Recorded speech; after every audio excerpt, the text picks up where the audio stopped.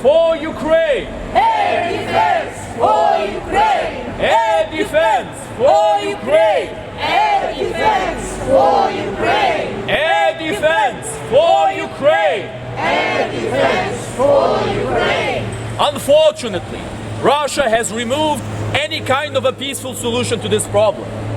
The Ukrainians were ready to give up parts of their territories in the past because the Ukrainians thought that the Russian words still meant something. It was a mistake. The Ukrainians should not have believed in it. And most importantly, the world should stop believing in it also. The Ukrainians have learned with their mistake. Now we no longer trust the Russian terrorist regime.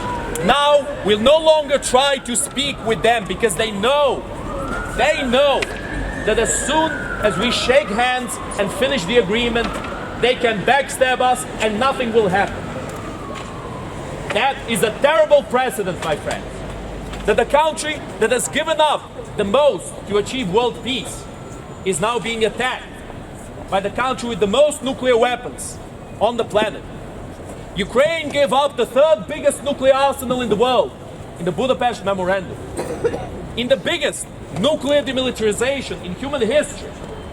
And what has Ukraine received in return for giving up one of the most powerful arsenals in the world?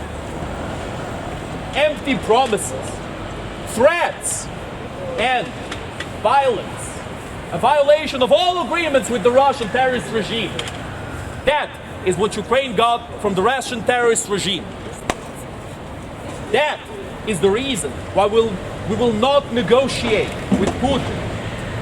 And if we want to know what happens for any person who wants to come to some kind of an agreement with the Russian terrorist regime and with Putin, their top crook, we need to look no further than the situation of Yevgeny Prigozhin, who wanted to make a deal with Putin, who thought that he could get away by revealing a lot of inconvenient truths about the Russian terrorist regime. For example, the real reasons behind this war.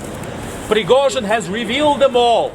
He has spoken openly and honestly, and he has said many times that this war was never meant to defend or to protect Russian speakers or ethnic Russians.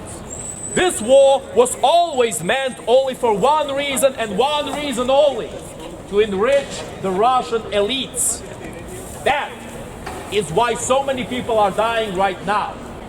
And of course, also, because Russia felt like it could get away with whatever atrocities they did in Ukraine, with however many people they exterminated,